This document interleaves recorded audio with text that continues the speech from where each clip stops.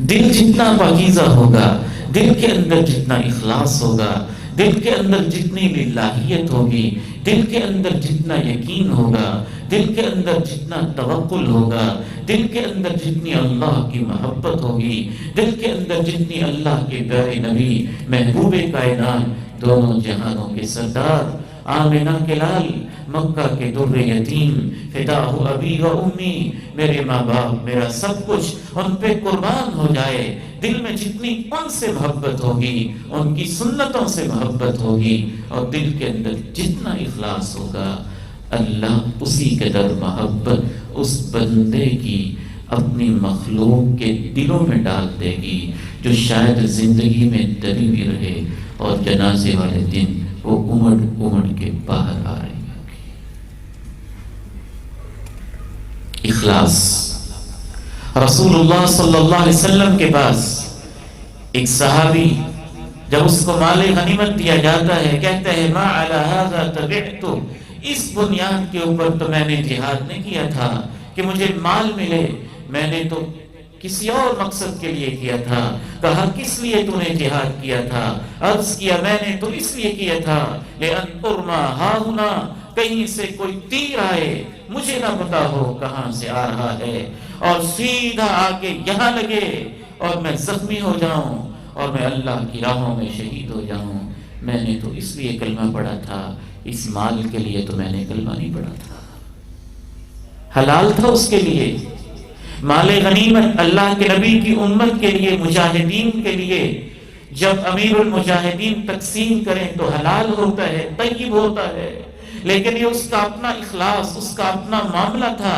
کہ اللہ کے نبی کا تقسیم کیا ہوا مال بھی کہا میرے اخلاص میں کہیں کمی نہ آ جائے، میں نے اس لیے تو نہیں، میں نے تو اس لیے کیا تھا۔ کہا ان تصدق اللہ یصدق، اگر تو اپنے دل سے یہ کلمے کہہ رہا ہے تو جیسے تو کہتا ہے ویسے ہی ہوگا۔ میدان جہاد سجتا ہے، اللہ کے پیارے نبی کہتے ہیں مجاہدین کی لاشیں اور ان کی مبارک نعشیں دیکھی جائیں، اور اس بندہ مجاہد کی لاش کو جب دیکھا جاتا ہے جہاں اس نے اشارہ کیا تھا وہیں پہ زخم اور تیر لگا تھا، اور وہ اللہ کی راہوں میں اپنے اخلاص کی برکت سے شہید ہو چکا تھا۔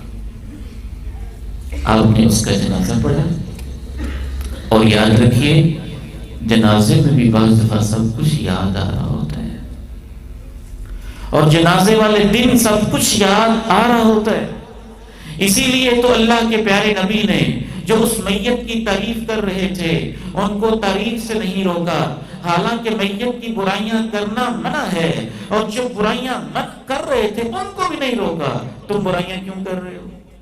حدیث سنی نا آپ نے، نہیں روکا۔ کیوں نہیں روکا؟ ہاں برائیاں کرنا منع ہے، لیکن اگر وہ ظالم زندگی ایسے گزار کے گیا ہے کہ ان مظلوموں کا صبر ہو ہی نہیں رہا اور ان کے زخم تازہ ہو رہے ہیں، اور جو اس نے ظلم کیا ان کی زبانوں، ان کے دلوں میں ہرے ہو رہے ہیں، اور ان کے سارے ظلم، ان کی مظلومیت اب زبان پہ باہر آ رہی ہے، تو ان مظلوم بیچاروں کو اور تو کچھ نہیں ملا تو وہ اپنا کتھارسس ایسے تو کر سکتے ہیں، پھر وہ تو مظلوم ہے، آپ اب ان کو بولنے بھی نہیں دیتے، آپ ان کو اب یہ بھی نہیں کہنے دیتے کہ ٹھیک ہے اس نے جو کرنا تھا کر لیا، ہم اس کو معاف نہیں کریں گے، جو اس نے ہمارے حق چھینے ہیں ہم اللہ سے لیں گے۔ اس مظلوم بیچارے کو اتنا تو حق پہنچتا ہے نا۔ جناب ابن عمر کو بھی، جناب عمر فاروق کو بھی تو عبداللہ بن ابی کے سارے ظلم جنازے والے دن ہی یاد آئے تھے نا، اور پھر اللہ کے نبی سے کہا تھا آپ اس کا جنازہ کیوں پڑھاتے ہیں، اس نے یہ بھی کیا، اس نے یہ بھی کیا، اس نے یہ بھی کیا، اس نے یہ بھی کیا۔